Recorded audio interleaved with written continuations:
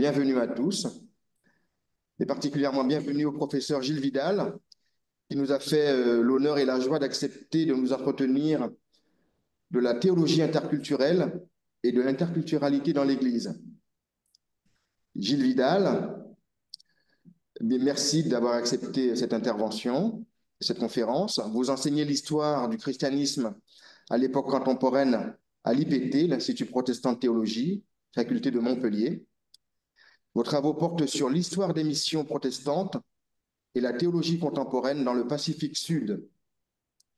Vous co-dirigez le centre Maurice Lénart de recherche en missiologie de l'IPT et vous êtes membre du laboratoire CRISE de l'Université de Montpellier, Paul Valéry. Vous êtes président de l'AFOM. L'AFOM, c'est l'Association francophone œcuménique de missiologie. Et vous êtes membre du centre de recherche et d'échange sur la diffusion et l'interculturation du christianisme, le CREDIC. Vous êtes en lien avec la CEVA et le DEFAP, la CEVA, Communauté des Églises en Mission, hein, et le DEFAP. Vous avez été d'ailleurs envoyé CEVA en Nouvelle-Calédonie, une première fois en 1988 pour 3 ans, et une deuxième fois en 2003 pour 5 ans. Alors, je vais commencer par une question traditionnelle, hein, mais aujourd'hui,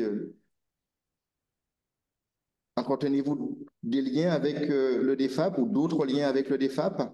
Que pouvez-vous nous en dire? Oui, bonjour, bonsoir à tous. Merci aussi pour l'invitation. Oui, oui, ben, le DEFAP est une maison dans laquelle j'ai l'occasion de me rendre assez souvent, et en particulier à la bibliothèque, ce formidable endroit, cette antre merveilleuse où l'on trouve aussi bien des choses du passé que des choses du présent. Donc, je suis très content de bénéficier hein, de cette bibliothèque avec d'autres enseignants-chercheurs, bien sûr. Et puis, il est vrai que je suis aussi en lien avec le DEFAP, mais aussi avec la CEVA parfois pour certaines petites commissions de réflexion. Voilà. Très bien. Merci pour cette courte extension de ce que je viens de dire. Eh bien, à vous la parole pour notre sujet de ce soir, la théologie interculturelle et l'interculturalité dans l'Église.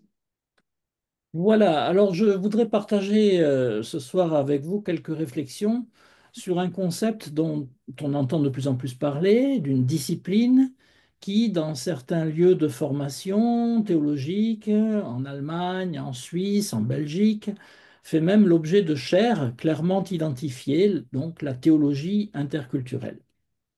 Alors disons-le d'emblée, pour moi, cette discipline est encore loin d'être claire et en particulier dans sa relation avec la missiologie. J'y reviendrai très brièvement en conclusion, mais comme ce n'est pas l'objet, je ferai juste une allusion sur les relations entre ces deux disciplines. On pourra y revenir si vous voulez dans la discussion. Essayons donc quand même de déblayer un peu le terrain et d'examiner ce que l'on peut entendre ou comprendre par théologie interculturelle. Alors, je vous propose un parcours en 7 points. D'abord, on se posera la question, pourquoi parler de cette discipline maintenant? Qu'est-ce qui fait qu'elle émerge tout d'un coup dans ce début du 21e siècle? On aura une petite réflexion sur la différence entre interculturalité et multiculturalité. Ensuite, un petit point sur l'interrelation, peut-être plutôt que l'interculturalité. La question de l'équité également. La question aussi de la théologie interculturelle comme une théologie boomerang. On verra ce que ça peut signifier.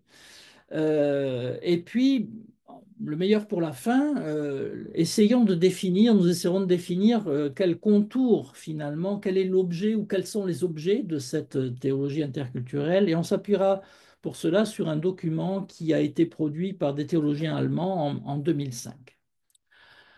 Donc, premier point, première question, pourquoi l'apparition de cette discipline maintenant? Hein? On voit bien apparaître dans le terme théologie interculturelle le mot culture.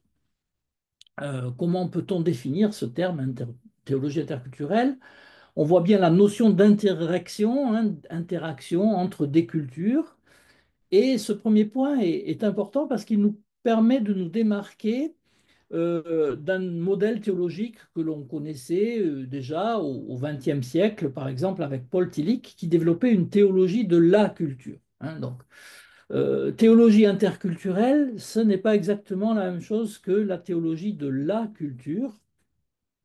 Tillich, qui lui-même évoluait entre deux cultures, comme vous le savez, allemande et américaine, avait mis en avant la question des frontières ou des confins, et son projet était de penser le religieux dans la culture.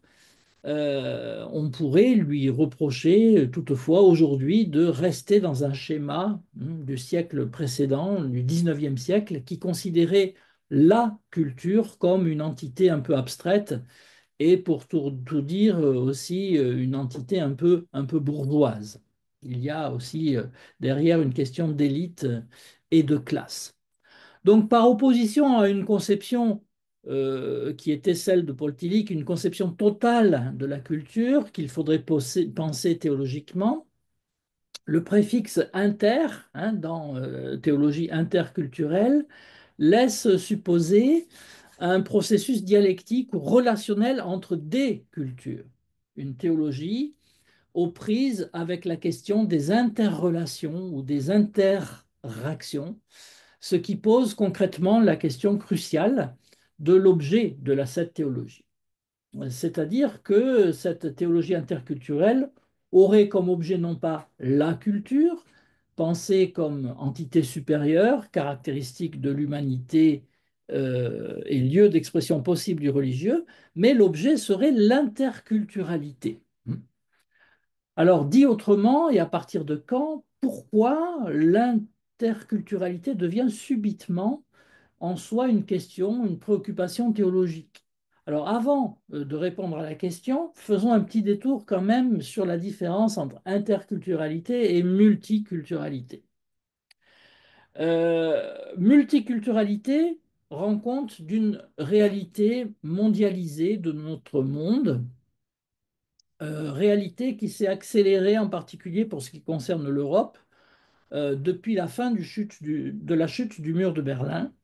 La multiculturalité suppose une juxtaposition de cultures qui ne se rencontrent pas forcément, mais de cultures que l'on retrouve partout.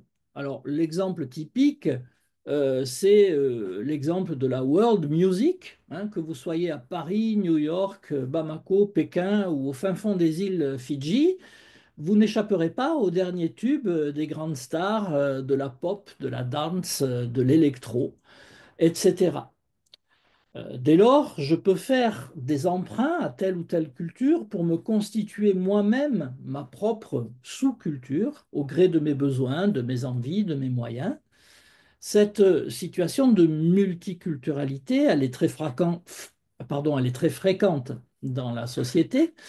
Elle est aussi très fréquente dans l'Église. Il arrive, si je prends l'exemple de nos paroisses françaises, il arrive qu'un temple ou d'autres locaux paroissiaux soient le dimanche successivement occupés par une paroisse malgache, une paroisse camerounaise, une paroisse coréenne, qui se réunissent avant ou après le culte français, avec les guillemets. On se salue, on se côtoie, mais on se succède. Ça, c'est la multiculturalité. L'interculturalité suppose quant à elle une entrée en relation entre deux ou plusieurs cultures au sein d'une société multiculturelle. Cette mise en relation entre personnes ou groupes de cultures différentes n'a rien d'exceptionnel. L'interculturalité fait partie de la vie de tous les jours. C'est un donné anthropologique et social, et on ne voit pas, a priori, en tout cas moi je ne vois pas a priori en quoi il serait théologique, en quoi l'interculturalité serait théologique, c'est-à-dire en quoi concernerait-elle une préoccupation ultime, un rapport à la transcendance, au péché, au salut, à la rédemption. En effet, nous côtoyons sans cesse des gens issus de cultures différentes dans n'importe quel cadre où nous nous trouvons. Il existe des couples des familles interculturelles, nous aurons peut-être des voisins de cultures différentes, des collègues, des amis dans telle ou telle activité associative. Et ce n'est pas parce que je mange une pizza du restaurant italien voisin que je bois une bière allemande, pardon pour les Belges ou les Camerounais qui ont de la bonne bière aussi, ou que je mange un plat traditionnel français, que je vais me lancer dans une théologie interculturelle. Ce que je voudrais souligner, c'est que ce n'est pas un sujet théologique en soi. C'est, je le répète, un donné anthropologique et social. Chaque société développe sa part d'emprunt ou de rejet, sa xénophilie et sa xénophobie. Nul besoin de religion, de christianisme ou de théologie pour cela. Alors, une fois posé, je vais aborder cette question de l'interrelation plutôt que de l'interculturalité.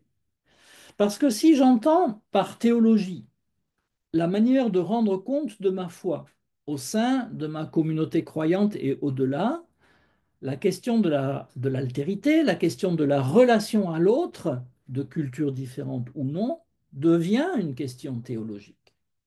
Ma foi pose la question des relations sociales en termes de fraternité ou sororité dès le livre de la Genèse, avec cette question que Dieu adresse, qu'as-tu fait de ton frère? Qu'as-tu fait de ton frère?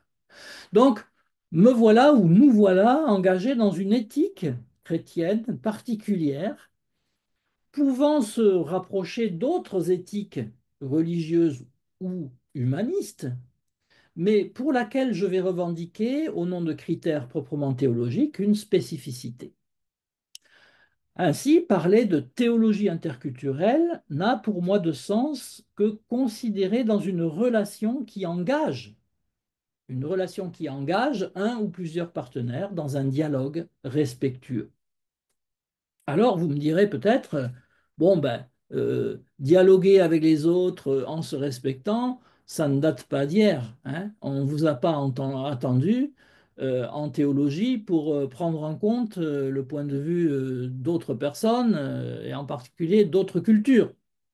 Alors, c'est vrai, comme le fait remarquer donc un missiologue américain qui s'appelle Stephen Bivans, déjà à l'intérieur même du corpus biblique et dans l'histoire de la théologie, il est question de faire dialoguer des cultures différentes, hein. Dans le Nouveau Testament, Bivans souligne les différences entre Jacques et Paul, ou encore les différentes préoccupations entre les lettres de Pierre et puis les épîtres deutéro-pauliniennes. Il relève aussi la tentative des théologiens du Nouveau Testament et des pères de l'Église de prendre en compte, de rendre compte, pardon, de la foi chrétienne dans le cadre de la culture hellénistique, hein. Clément d'Alexandrie utilise les apports des philosophes stoïciens. Origène recourt à Platon. Augustin est également influencé par Platon et les platoniciens, etc. Plus tard, à l'époque médiévale, Thomas d'Aquin développe sa théologie en dialogue avec Aristote. Luther articule sa théologie à la nouvelle conscience de l'individu qui émerge de la modernité. Et puis, on pourrait continuer et poursuivre ainsi longuement dans l'histoire.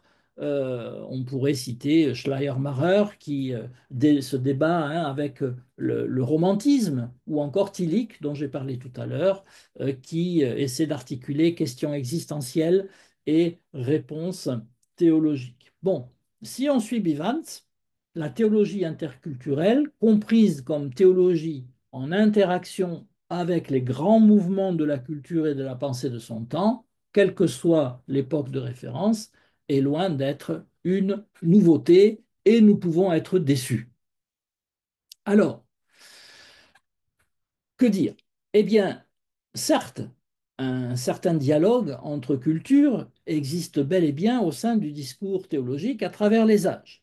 Seulement, un facteur déterminant de la situation interculturelle avait été jusque-là quelque peu sous-estimé, à savoir celui de l'équité de la relation entre les partenaires qui dialoguent. Et là, on a un concept fondamental, l'équité dans la relation entre ceux qui pratiquent la théologie interculturelle. Le pasteur togolais Espoir Adadzi propose cette définition de l'interculturalité, je le cite. L'interculturalité a lieu lorsque plusieurs cultures interagissent de façon horizontale et synergique. En d'autres termes, aucun groupe ne peut se trouver au-dessus des autres. Dans le contexte ecclésial, l'interculturalité peut se comprendre comme étant la démarche de différentes communautés ou églises d'origines géographiques diverses et de tendances théologiques différentes à s'accepter dans une union ecclésiale. Je répète le début de cette citation. L'interculturalité a lieu lorsque plusieurs cultures interagissent de façon horizontale et synergique. L'un des facteurs permettant de poser la question interculturelle à nouveau frais consiste donc à prendre en compte la nature proprement historique des faits. Il s'agit du basculement sur le plan numérique amorcé dans le dernier tiers du XXe siècle du centre de gravité du christianisme dans l'hémisphère sud, avec pour corollaire une remise en cause de la mainmise, que certains qualifient d'hégémonie euro-américaine, sur le discours théologique. En un mot, halte à l'hégémonie, en particulier des anciennes puissances coloniales. Un théologien contemporain des îles Samoa, qui s'appelle Upolu Va'ai, qui est actuellement directeur du Pacific Theological College à Fidji, exprime bien cette idée. Il oppose ce qu'il appelle les lieux coloniaux de digestion de la pensée. En fait, ce sont les facultés nos facultés de théologie, hein. Il appelle ça, je dis nos, pour ceux qui sont dans l'hémisphère nord. Donc, les lieux, ou aussi en Nouvelle-Zélande et en Australie, hein. Donc, il oppose donc ces lieux coloniaux de digestion de la pensée qui sont situés en Occident, avec tous les guillemets qu'on peut mettre avec l'Occident, et les communautés du Pacifique. Alors, les premiers, donc, ces lieux coloniaux de digestion de la pensée, à travers l'histoire, mais également dans le présent, ont entrepris et continuent de promouvoir, dit-il, un blanchiment de Dieu, un blanchiment au sens chimique, vous voyez, quand vous faites disparaître les taches en lavant votre linge, hein. Donc, un blanchiment de Dieu qui conduit à une sorte d'aseptisation de la théologie.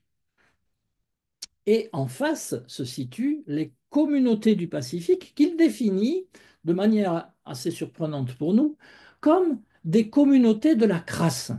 En anglais, c'est le mot dirt, hein, dirt, qui veut dire aussi bien la crasse, la poussière du sol, la boue.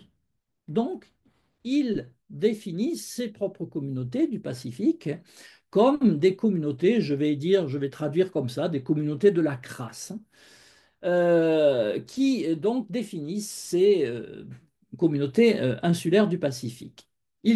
Ces communautés sont déterminées par la crasse du sol. Alors, qu'est-ce qui lui permet de dire ça?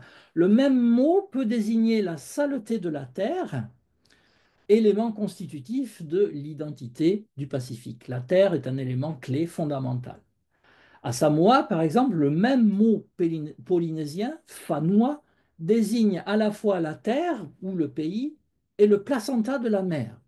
Je cite, après la naissance, le fanua de la mère, c'est-à-dire le placenta, est enterré dans le fanua, c'est-à-dire la terre, pour rappeler que ce qui nourrit la vie humaine dans le placenta retourne à présent pour nourrir davantage de vie dans la communauté de la crasse. Fin de la citation. C'est de là, d'en bas, que doit provenir la théologie. Et il convient, selon lui, de rétablir l'équilibre rompu par l'hégémonie coloniale et à l'instar du mouvement présent dans le texte de Philippiens 2, vous connaissez ce texte, hein, montrant un Dieu en Jésus-Christ, serviteur, s'abaissant au plus bas niveau possible, celui de la poussière sale du sol, il convient de développer une théologie interrelationnelle à trois niveaux, dit-il, au niveau des humains entre eux, au niveau des humains et de leur terre, la création menacée, au niveau des humains et de Dieu.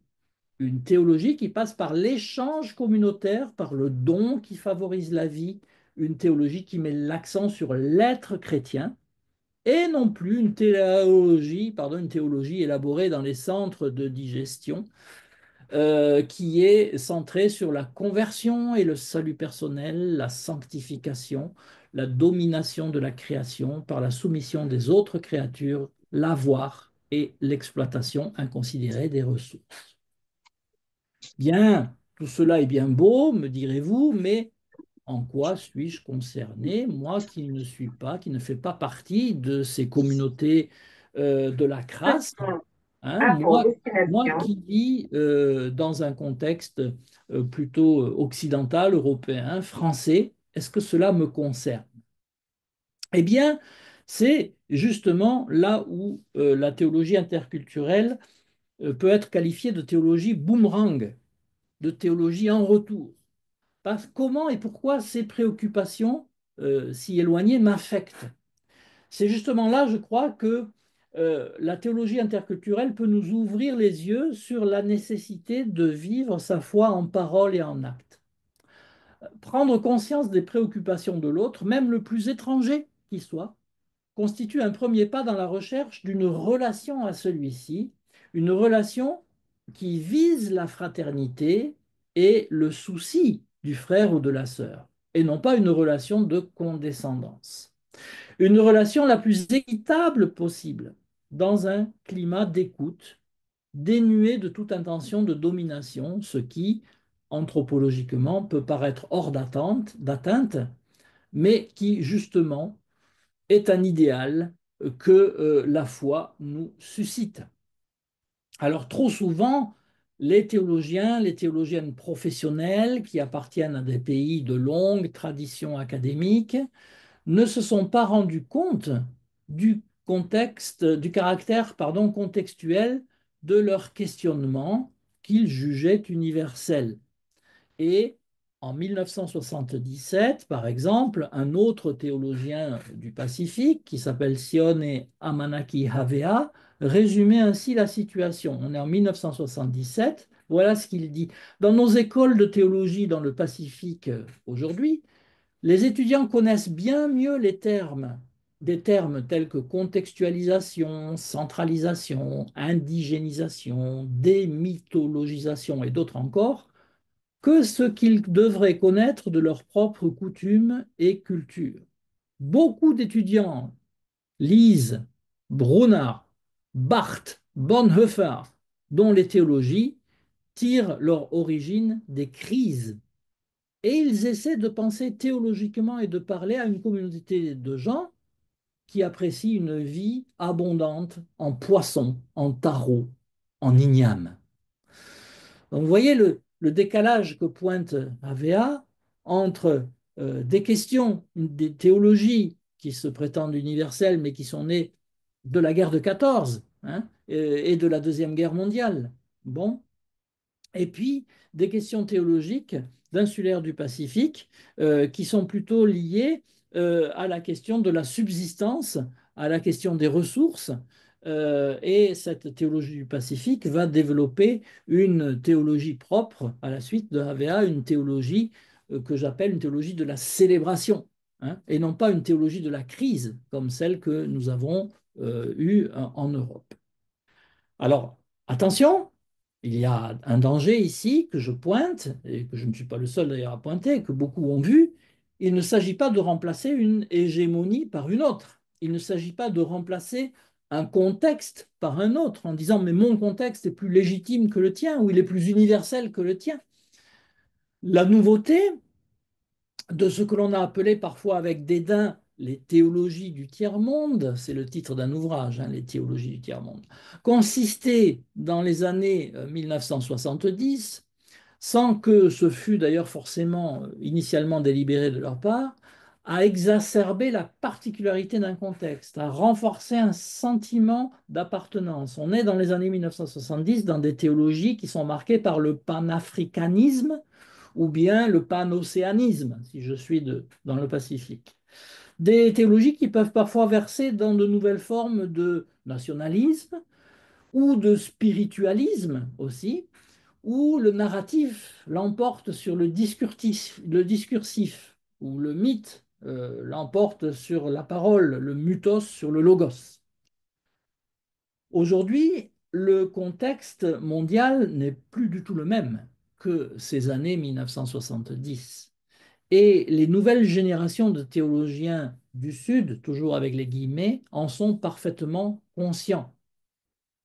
Si je redonne la parole au premier théologien, Upolu Vaï, voilà ce qu'il dit: certaines théologies contextuelles du Pacifique, en faisant remonter du passé des concepts culturels et des traditions, ont à la fois gagné leur place dans le camp des théologies transplantées, qui introduisent la culture de manière non critique dans leur construction théologique, et en ont fait également des agents des centres de digestion pour leur peuple.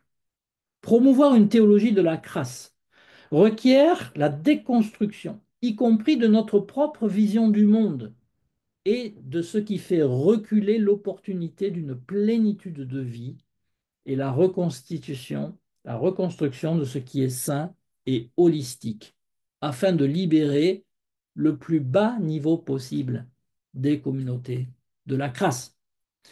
Cette autocritique va de pair avec l'appel à une prise de conscience mondiale de l'unicité de la création qui est comprise comme une terre habitée.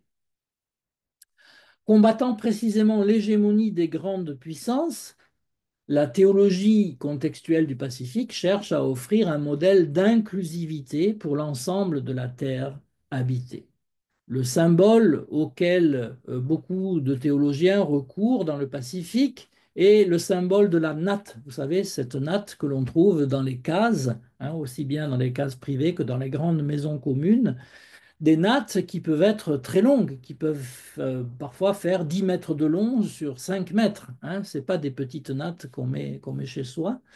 Il y a aussi des petites nattes, mais il y a aussi de très grandes nattes. Et ce symbole, cet élément domestique essentiel dans l'ensemble de la région, peut servir, à leur sens, donc pour de nombreux théologiens, à éclairer finalement cette notion de la terre habitée. Je cite ici le révérend James Bagvam des îles Fidji. Il est secrétaire général des églises, de la Conférence des Églises du Pacifique.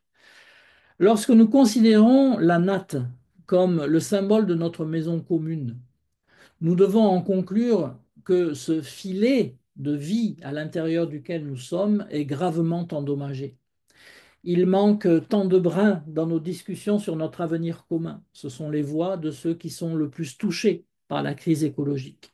Ce sont les voix des communautés indigènes, dont le savoir et la sagesse contiennent tant de choses qui pourraient guérir notre planète. Ce sont les voix des gens qui voudraient eux-mêmes décider de leur avenir, qui crient pour la liberté et qui veulent faire tomber les chaînes du colonialisme et du néocolonialisme. Ces voix ne sont pas entendues, elles sont réduites au silence, encore et toujours.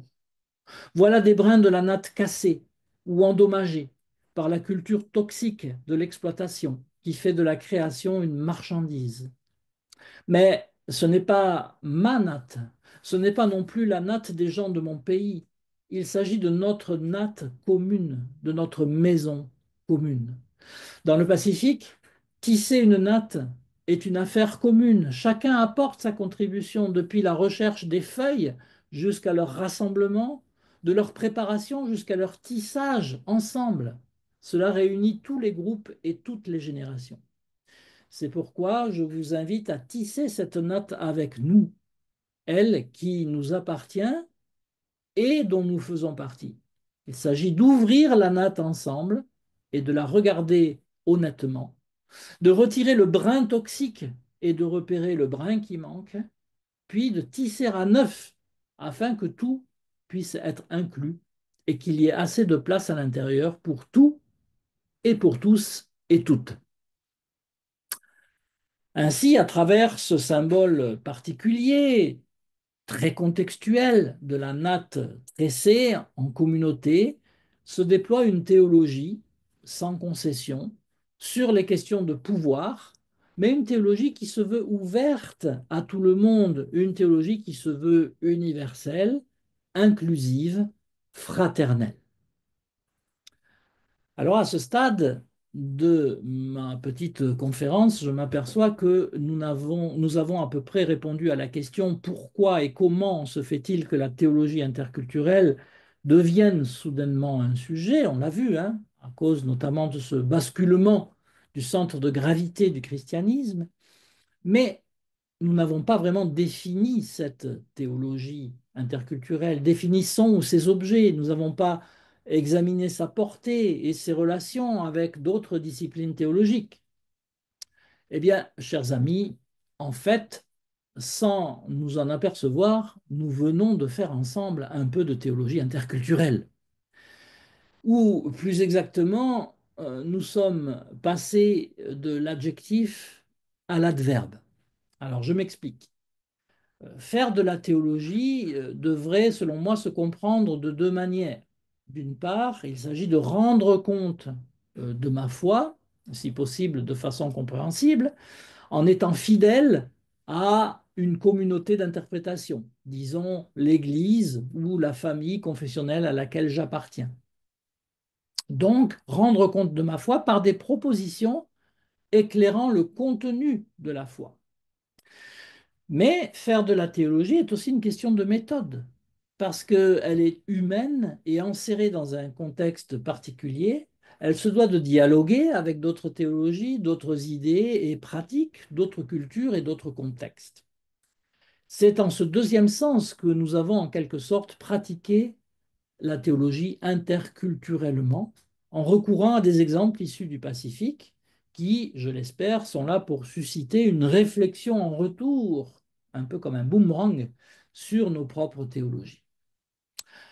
Alors, travailler interculturellement revient à faire dialoguer des méthodes différentes, nées de contextes et d'époques différents. Mais comment évaluer l'efficacité de ces méthodes pour que le dialogue soit constructif? Le missiologue américain Robert Schreiter a tenté une typologie des méthodes ou ce qu'il appelle une sociologie de la théologie à partir de ces différentes formes. Alors, un premier type de théologie serait pour lui ce qu'il appelle la variation sur le texte sacré. Donc la théologie serait une sorte de commentaire du texte sacré, hein.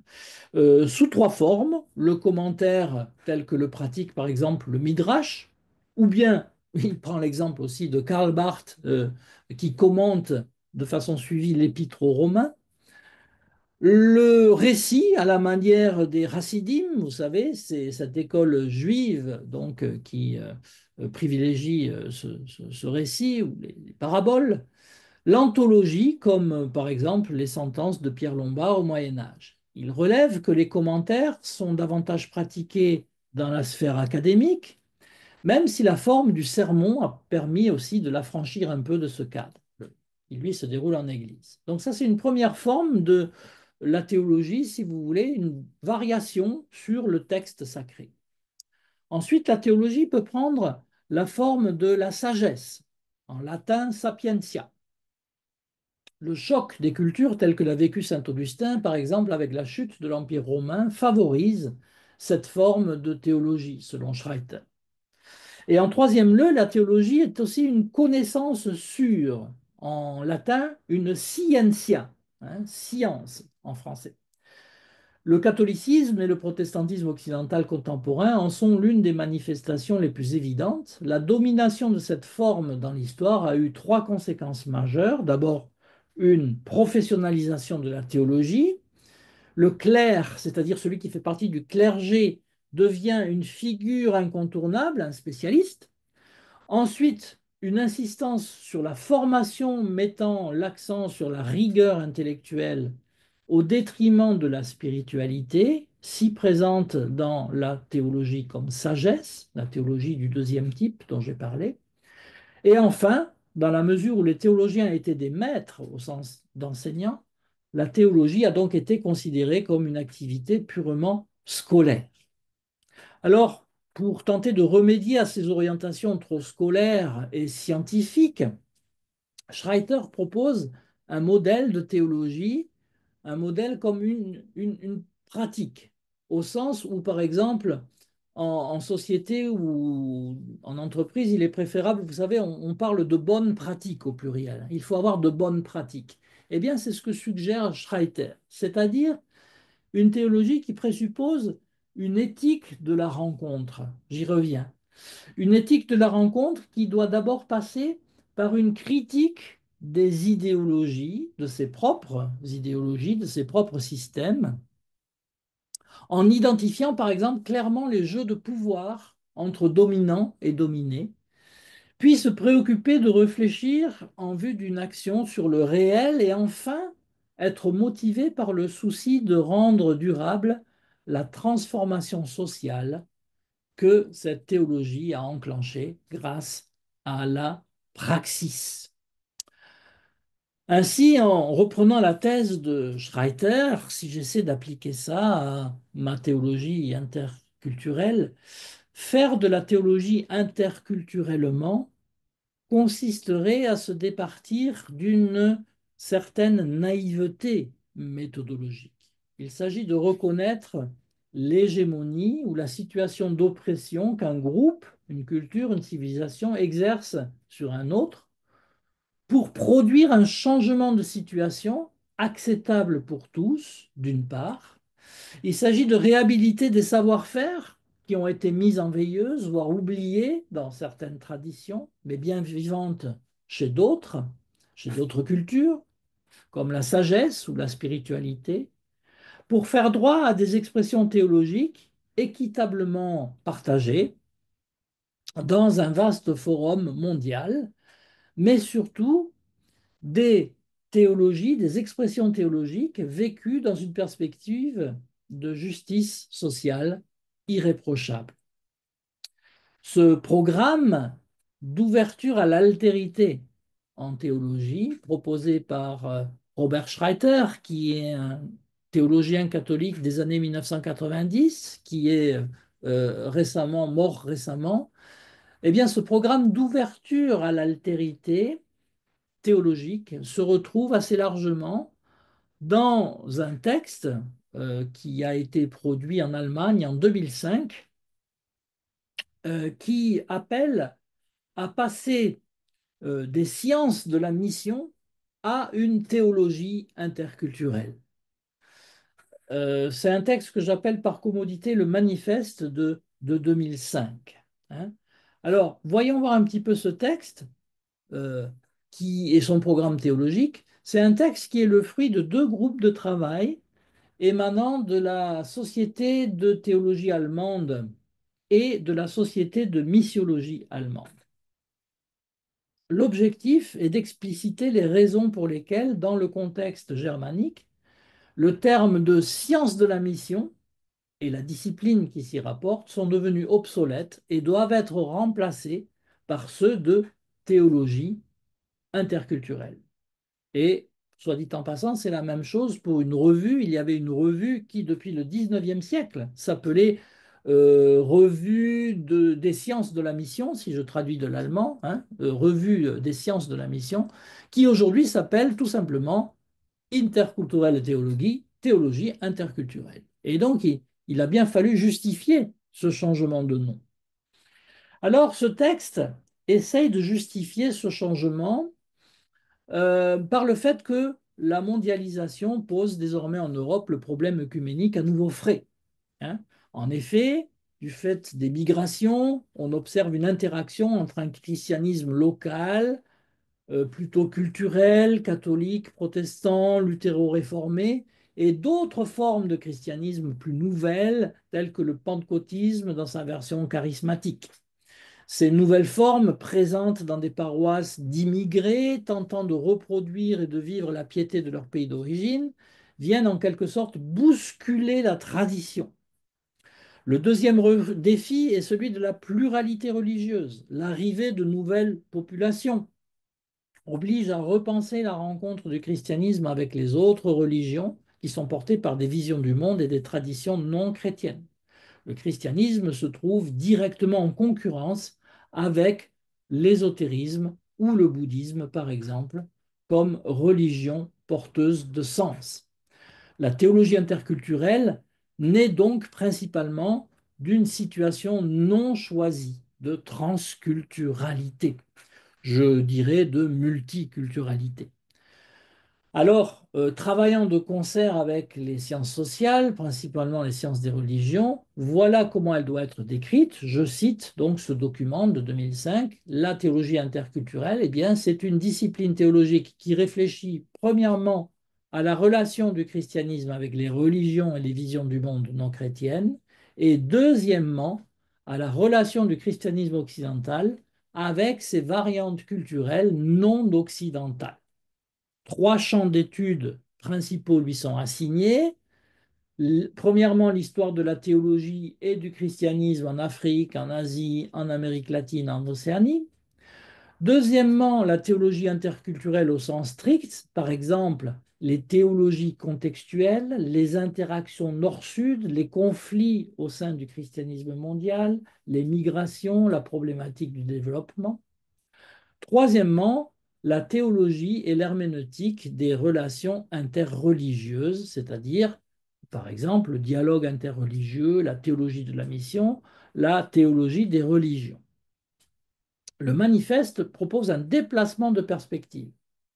Si, à partir de l'Occident, une étude théologique, anthropologique, philologique de certains groupes ou mouvements religieux situés en Afrique, en Asie, en Amérique latine ou en Océanie reste d'actualité, il s'agit cependant de la croiser, cette étude théologique sur les autres. Il faut la croiser avec des études sur les groupes migrants en Europe et l'interaction entre la culture d'origine et la culture européenne.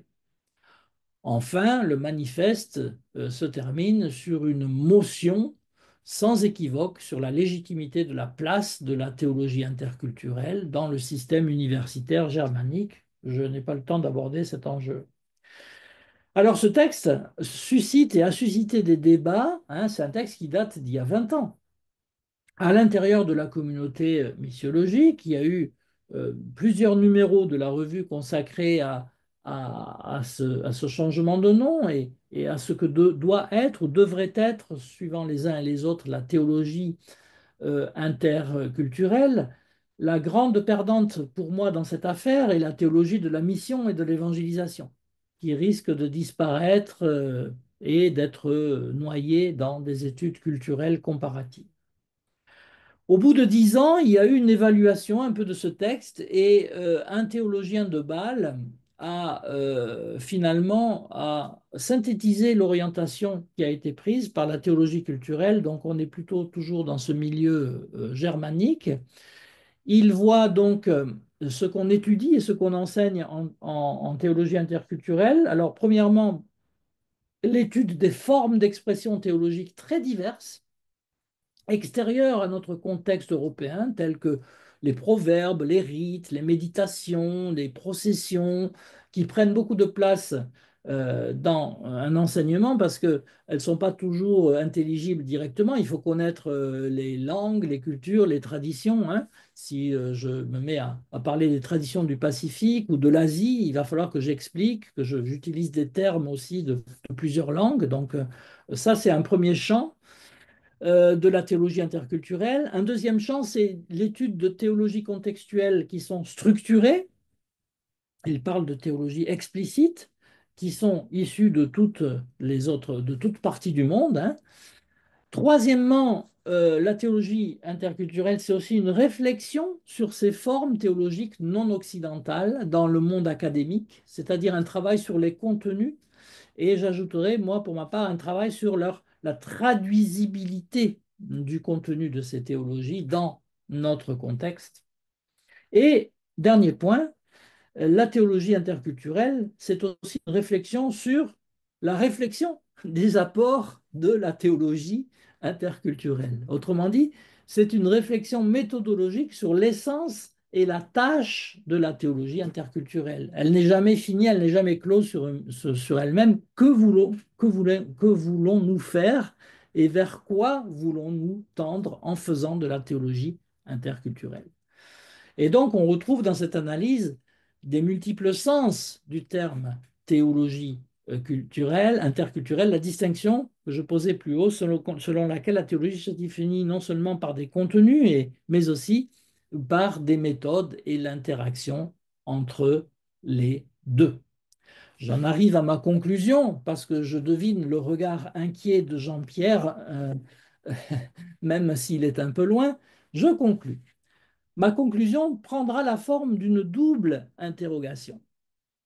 Première question, une théologie interculturelle telle que je l'ai évoquée, et notamment à travers aussi le modèle allemand ou suisse, une théologie interculturelle est-elle praticable en France? Et si oui, quelles sont ses modalités? Et puis deuxième question, que deviennent la mission et l'évangélisation hein, au sein de la théologie interculturelle? Alors, première question, une théologie interculturelle est-elle praticable en France? Et si oui, selon quelle modalité? Eh bien, la réponse est oui, elle est praticable. Elle est tout à fait praticable. La preuve, c'est que nous venons de l'expérimenter là dans notre conférence en live. Mais ces modalités ne sont sans doute pas si faciles à traduire dans le milieu académique, notamment. Alors, on peut se réserver la question pour le milieu ecclésial après dans la discussion, mais en tout cas, ce n'est pas si facile que ça à mettre en place dans le milieu académique pour plusieurs raisons. J'en liste au moins trois. Il y en a sans doute d'autres, mais il y en a trois qui me paraissent jouer le rôle d'obstacle, ou sinon d'obstacle, en tout cas de difficulté. Premièrement, eh bien, la théologie interculturelle est marquée, nous l'avons vu, par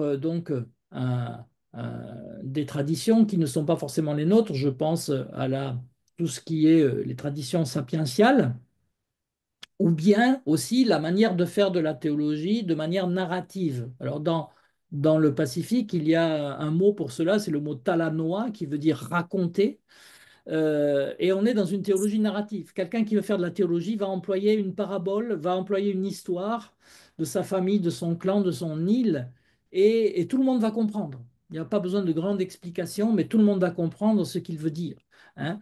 Alors, notre contexte académique, en tout cas français, je parle là pour la France, il est marqué par une forte tradition, nous, scolaire, une forte tradition rationnelle, hein, cette tradition de la scientia, comme le dit Robert Schreiter, qui a fait passer, qui a relégué au second plan la tradition spirituelle, sapientielle, que l'on trouve aussi en Occident, par exemple, chez les frères orthodoxes.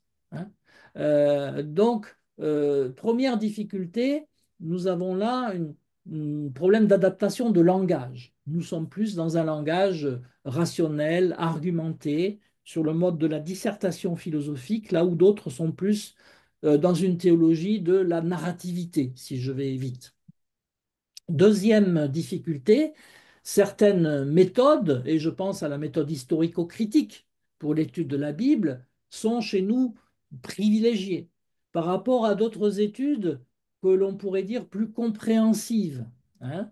Euh, Nous avons eu récemment un chercheur des États-Unis qui nous a introduit dans une lecture interculturelle de la Bible. Euh, il est parti de l'injonction qui est présente dans le Deutéronome. Vous savez, souviens-toi que tu as été esclave en Égypte. Et alors il s'est posé la question, je dis, mais théologien américain, j'ai jamais été esclave, moi je suis blanc, je suis né dans l'Oregon, je ne sais pas où. En quoi ce texte me concerne, vous voyez? Et du coup, il s'est mis à faire toute une étude et à dialoguer avec des communautés américaines qui ont connu cette situation, soit de migration, soit d'esclavage. Les Japano-Américains enfermés dans des camps lors de la Seconde Guerre mondiale, les populations amérindiennes déplacées d'un bout à l'autre du pays, parquées, les esclaves noirs, bien sûr, issus de la traite. Et il s'est aperçu, en les interviewant, en les rencontrant, que cette injonction, souviens-toi que tu as été esclave, hein, eh bien, elle est évidemment reçue très différente très différemment dans ces communautés, mais elle l'affecte lui aussi parce que lui aussi est de nationalité américaine et que c'est aussi son problème, vous voyez? Donc, on a, nous, dans notre, peut-être une herméneutique biblique qui est un petit peu prisonnière d'une lecture très scientifique, finalement, de la Bible et pas tellement, pas trop et compréhensive ou existentielle, ou en tout cas interculturelle. Et puis, troisième point, peut-être le plus sérieux, quel professeur de théologie interculturelle serait capable à lui seul de présenter les théologies chinoises, les théologies d'Afrique, et dans les théologies d'Afrique de l'Ouest, les théologies d'Afrique centrale, les théologies d'Afrique de l'Est, j'oublie personne, les théologies d'Afrique du Sud, les théologies d'Amérique du Nord et du Sud, les théologies du Pacifique. Quel professeur serait capable de maîtriser toutes les langues de toutes ces théologies? Quel professeur serait capable de maîtriser en même temps la théologie qui est à l'œuvre dans les études œcuméniques, dans le dialogue entre les religions? Quel professeur pourrait enseigner de la même manière l'histoire, l'anthropologie, la sociologie religieuse et, si j'ajoute ce que disait le professeur Bernhardt, l'herméneutique et l'épistémologie, puisqu'il s'agit d'avoir une réflexion sur la réflexion théologique. Vous voyez, il faudrait trouver un professeur qui sache faire tout cela. Bon. Alors, certains lieux de formation théologique y arrivent et je pense que ce sont des lieux prophétiques. Je pense à l'Institut œcuménique de Bossé, je pense à l'Institut Al-Muwafaqa de Rabat, je pense à la faculté de théologie protestante de Bruxelles, qui est bien en avance sur les questions interculturelles. Il faut souligner une réflexion, et là je pense en particulier à Rabat, à l'Institut Al-Muwafaqa, il y a vraiment une réflexion de fond sur des cursus de théologie qui sont co-construits par des binômes qui sont dans la recherche d'une relation équitable, comme je disais tout à l'heure, euh, en mixité totale. Un cours peut être donné, de préférence devrait être donné ou va être donné par un homme et une femme. Il y aura dans ce binôme un théologien ou une théologienne du Nord et un autre du Sud. Il y aura un protestant et un catholique. Voyez? Donc, on recherche en quelque sorte une sorte d'équilibre, d'équité dans la juste relation. Et ça me paraît essentiel quand on aborde la question de la théologie interculturelle.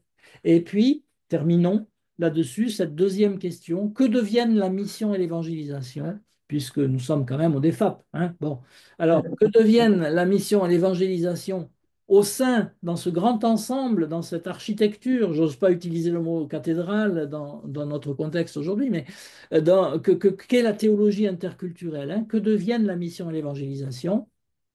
Eh bien, la réponse pour moi est, eh bien, il y a un grand risque de dissolution. Autre mot piégé aussi dans notre contexte. Bon, le phénomène missionnaire avec ses pratiques passées et présentes, ses stratégies ou bien son absence de stratégie, hein. Est-ce que Paul avait une stratégie missionnaire? C'est une question qu'on peut se poser. La théologie de la mission, hein, donc le phénomène missionnaire dans l'histoire, aujourd'hui, les stratégies missionnaires, la théologie de la mission sont, à mon sens, des sujets qui ne sont pas solubles dans l'ensemble plus vaste des théologies interculturelles. La théologie interculturelle, avec les théologies contextuelles, sont nées des expériences missionnaires, mais elles ne se confondent pas. Et s'il y a filiation, ce sont des filiations compliquées qu'il s'agit de mettre au jour et d'évaluer toujours dans cet état d'esprit dont je parlais, d'équité et de juste relation, qui est une relation qui n'est pas faite de pouvoir. Mais le phénomène missionnaire, la théologie de la mission, relève de la missiologie et que je distingue de la théologie interculturelle. La missiologie, pour moi, je considère comme un faisceau de disciplines, dont l'objet reste la mission et l'évangélisation dans les trois formes classiques de la proclamation, la diaconie et la communion.